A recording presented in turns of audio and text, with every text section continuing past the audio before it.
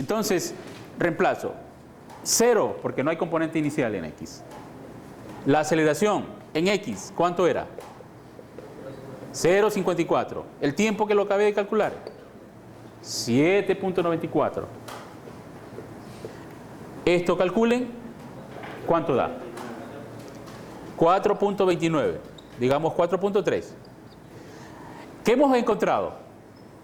La rapidez en X y Y con que sale aquí, ¿no? Ya sé, ¿con qué rapidez sale en Y y en X? Entonces, si yo encuentro la raíz cuadrada, ¿no es cierto?, de 4.3 al cuadrado más 22.5 al cuadrado, ¿qué estoy encontrando? La rapidez total, ¿no? Con que sale. La rapidez con que sale. Eso es lo que estoy encontrando. B. ¿Qué más me falta por encontrar? X. ¿A qué lugar deja la rampa? ¿Cuál es el valor de X? ¿Cómo lo hago? ¿Cómo calculo X? X igual a B sub 0x por t más un medio de la aceleración x por t al cuadrado, ya que B sub 0x es 0 y x es finalmente un medio de la aceleración en x y el tiempo. Al cuadrado, ¿cuánto les resultó x? 17 metros. ¿Ah? 17 metros. Esos son los resultados. ¿Está claro? Movimiento bidimensional. Ya vimos tiro parabólico, movimientos bidimensionales como el ejemplo que acabamos de ver. Ahora revisemos el movimiento circular. Y vamos a analizar uno en particular, el uniforme. ¿Por qué se llama movimiento circular uniforme? Primero, porque la trayectoria es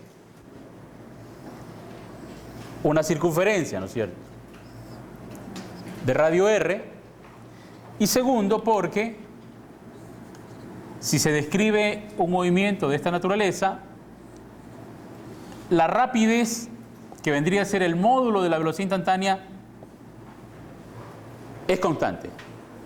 Entonces, veamos una diapositiva en la cual veamos las descripciones de los vectores velocidad y qué provoca esta variación de la velocidad.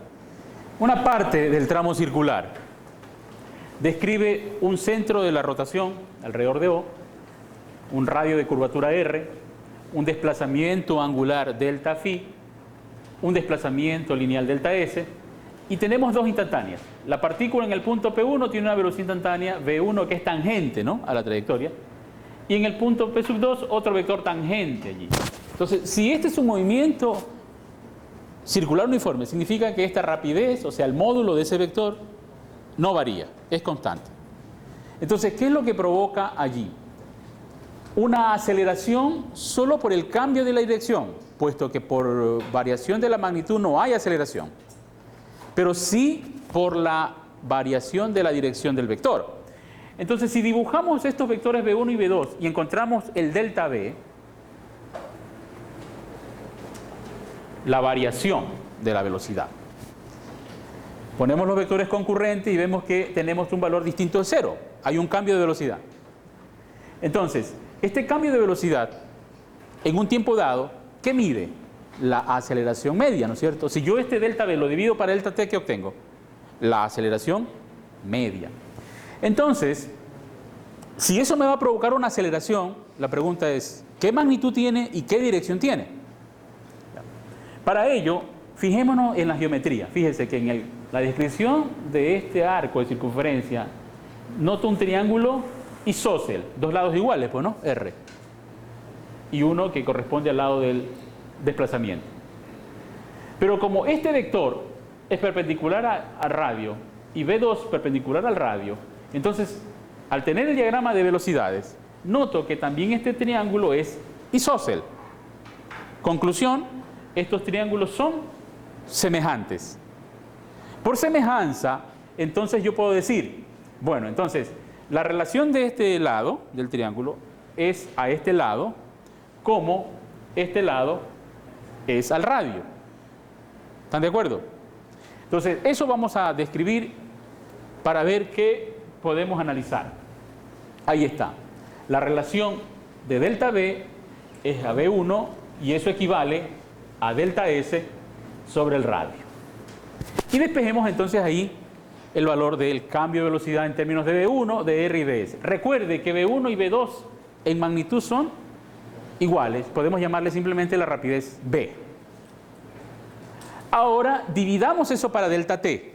Si yo divido para delta T, ¿qué me queda? Aceleración media. Si yo divido delta S para delta T, ¿qué me queda?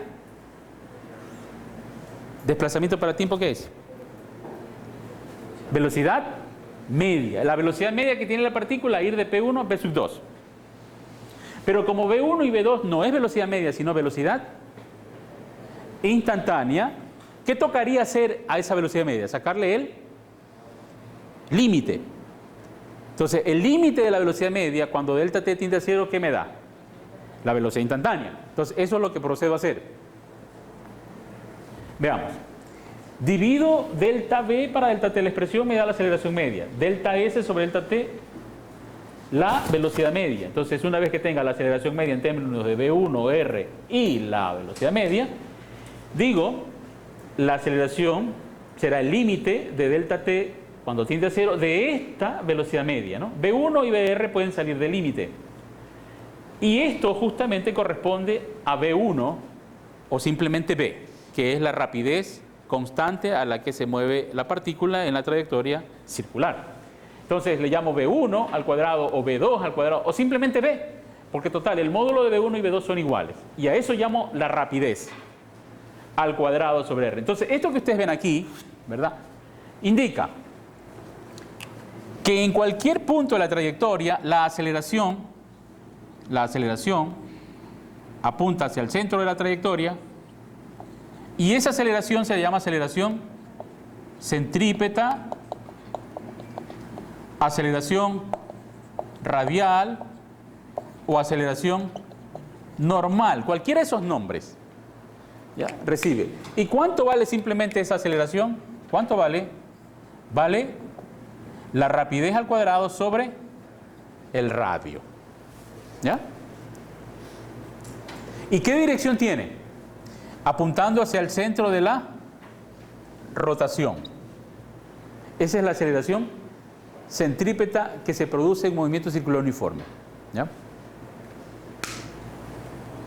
Continuemos. Allí aparece la figura en donde, nótese usted, siempre el vector de aceleración radial es perpendicular a la velocidad. Siempre. Estos vectores son perpendiculares. Recuerde, cuando hay una rapidez constante, cuando existe entonces una rapidez constante, esa aceleración que apunta hacia el centro de la trayectoria, fíjese.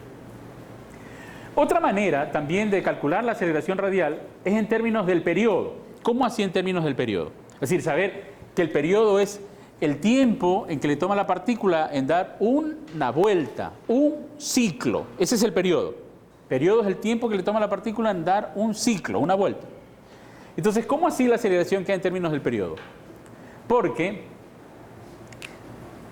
si la aceleración centrípeta queda en términos de v cuadrado sobre r y existe una ecuación de relación entre el movimiento lineal y angular, dicho que omega, la velocidad angular, multiplicado por el radio, permite transformar esta en lineal. Entonces, omega por r es la velocidad lineal. Siendo omega, o sea, la velocidad angular, 2pi por la frecuencia, y la frecuencia el inverso del periodo, entonces yo tengo que omega puede ser reemplazado por 2pi sobre el periodo. Entonces, nótese que si yo escribo la aceleración en términos de omega, ¿qué me queda? Reemplazo omega cuadrado, radio cuadrado sobre r. La aceleración radial me queda omega cuadrado por R. Y como la velocidad angular es 2pi sobre periodo, elevo al cuadrado. Me queda 4pi al cuadrado, periodo al cuadrado por R. ¿Están de acuerdo? ¿Qué es lo que obtengo allí, ¿no? Entonces yo puedo usar esta expresión también para calcular la aceleración centrípeta o radial en términos del periodo, si conozco. Ya, ahora sí. Un tren frena cuando entra a una curva pronunciada, reduciendo su velocidad de 90 km por hora a 50 km por hora. A ver, entra a una curva a 90 km por hora. Ya. Y se reduce hasta 50 km por hora. Bien. 15 segundos que tarda en recorrerla. Hay una pausa. La trayectoria entonces que nos indica el problema es que es una curva. ¿Qué vendría a ser? Un cuarto de círculo.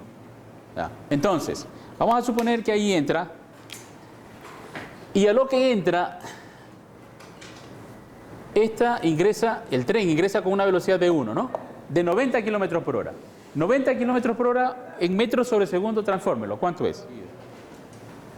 25 metros sobre segundo. Y luego, cuando sale, ¿cuál es la velocidad? 50 kilómetros por hora. 13.9. ¿Qué tiempo le toma en cambiar la velocidad? 15 segundos. Continúe con el problema. El radio de la curva es de 150